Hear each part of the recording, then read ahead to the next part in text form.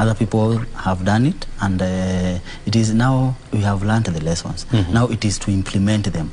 Where things failed, for sure we can be able to say, this route you are not going to take on this route, because there have been so many people who have tried and tested. And I'll give you an example of the NGOs. Yeah. The NGOs, what they normally do, they go to the remotest of areas, and they do not actually go with a solution per se.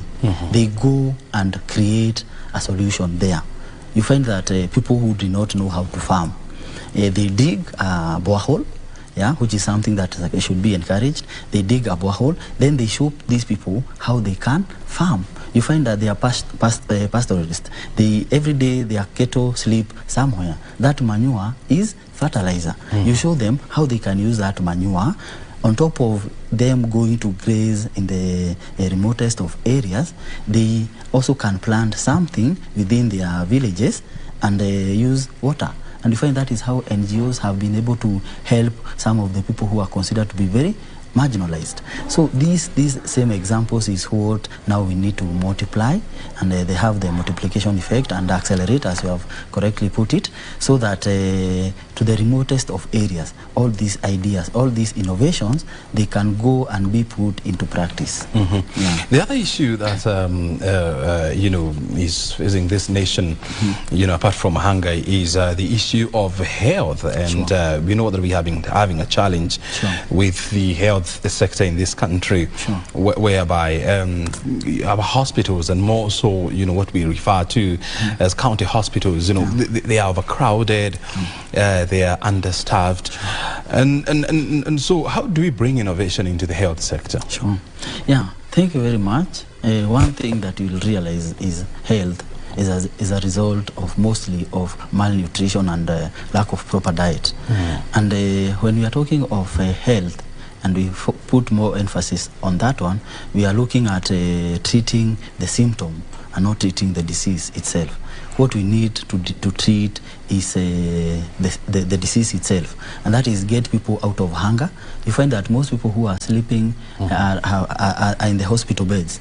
You'll find that most of the challenges or sicknesses is as a result... Just a minute, and sorry for stepping on your shoes, and you can see there the Prime Cabinet Secretary, Wycliffe Musalia Mudavadi, arriving there with his wife, Tess Mudavadi, and of course making their way into Nyayo National Stadium. They are being received by the governor of Nairobi, Johnson Sakaja, who's actually doing a lot of work, you know, ushering people into the dais, and of course showing the dignitaries where to sit.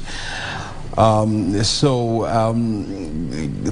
tells you that the arrival of the president, that is William Ruto, is not far off. And as you can see, you know, members of the military are also lining up and taking position there. And as you can see, the presidential dais is, of course, set there. So that tells you that we far off from seeing the head of state make his way into the Nyayo National Stadium. And who is that? And exactly that is now the president, Dr. William Ruto, making his way into the stadium. And now that is a signal that we need to take you now to Nyayo National Stadium for the rest of the coverage. Thank you very much for being part of us this morning. Enjoy the rest of the coverage. Yeah, that's the president, as I am telling you. George, before maybe we hand over this to Nyayo National Stadium, oh, this is not actually the president. This is the deputy president. Sorry, sorry there, I got it wrong. This is the deputy president. Rigathi Gachagua, making his way there. So that tells you that the president is not far off. I mean, I beg your pardon. I thought that was the president when I saw the national flag. That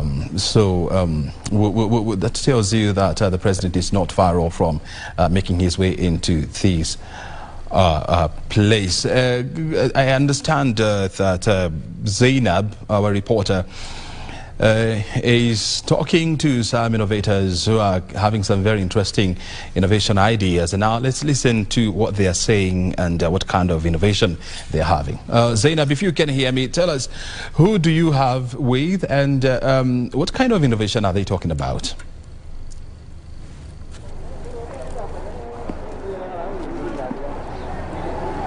Shukrani sana O'Brien, ukiwa jumba kuu la utangazaji hapo Nairobi. Ni kweli bado tuko hapa katika lango ambalo wengi tu wamepitia wakiingia katika uga huu wa Nyayo wakija kufuatilia sherehe za Jamhuri za 59. Ni wengi tu ambao walinuia pengine kufika hapa na kwa hivyo wamepitia kutoka lango hili, na tunafahamu pia viongozi mbalimbali wameweza kufika katika uga huo kule ndani. Kwa hivyo ni maandalizi tu ambayo yanaendelea na sherehe hii ikitarajiwa kuanza muda wote tu kuanzia hivi sasa. Kumbuka hapo jana rais akiwa katika jumba la KICC aliweza kukutana na wabunifu mbalimbali. Kumbuka kauli mbiu ya mwaka huu ya sherehe za Jamhuri ni teknolojia na ubunifu, akisema kwamba kwa sasa hivi takriban huduma za serikali 300 ziko mtandaoni, na katika ahadi yake akasema kwamba itakapokamilika miaka 5 anatarajia kwamba takriban ama zaidi ya huduma 500,000 zitakuwa tayari ziko mtandaoni. Kwa hivyo Wakenya watakuwa wanaingia tu kwenye mtandao na kuweza kutekeleza yale ambayo wananuia kufanya. Na kweli teknolojia ama ubunifu ni muhimu katika kubuni ajira na pia kusogeza taifa mbele.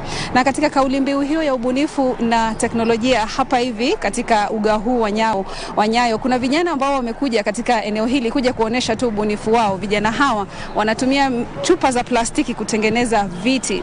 Najua utakuwa unajiuliza O'Brien, je, kiti hicho kitaweza kustahimili uzito? Ni kweli kwamba kiti hicho kitaweza kustahimili uzito, na wenyewe wanasema kwamba kando na ubunifu wanatarajia pia kulinda mazingira kutumia chupa hizi ambazo pengine huwa ni za soda, za maji ya kunywa, zinatupwa tu pale mtaani. Kwa hivyo wale wakaona kwamba hiyo ni nafasi ya ajira. Na sasa nisiseme zaidi kuhusiana na viti hivyo ama na ubunifu huu wao, nitaruhusu tu mmoja wao atuelezee, je, chupa hii itaweza kustahimili uzito kama wako wewe hapo Brian studio? Na moja kwa moja, habari yako? Nzuri sana. Unaitwa nani? Mimi naitwa Kenneth Ochieng. Naam, Kenneth. Natoka kwa kikundi inajiita Kibarazani. Tuko based Kuinda village hapa Karen. Naam. Yeah. Sasa hebu tueleze kiti chako kimetengenezwa na nini? Hichi kiti changu kimetengenezwa na chupa za soda kama Coca-Cola, Fanta, hata Predator. Hizo vinywaji tu zenye zinatengenezwa na kampuni. Na kuliko zibaki zikichafua environment ama zikuwe zikiharibu mazingira yetu, ni ubunifu mpya kwa wakati kama huu. Tukaamua kukuja na kitu kama hii yenye inaweza rudishwa kwa environment zetu kama za shule.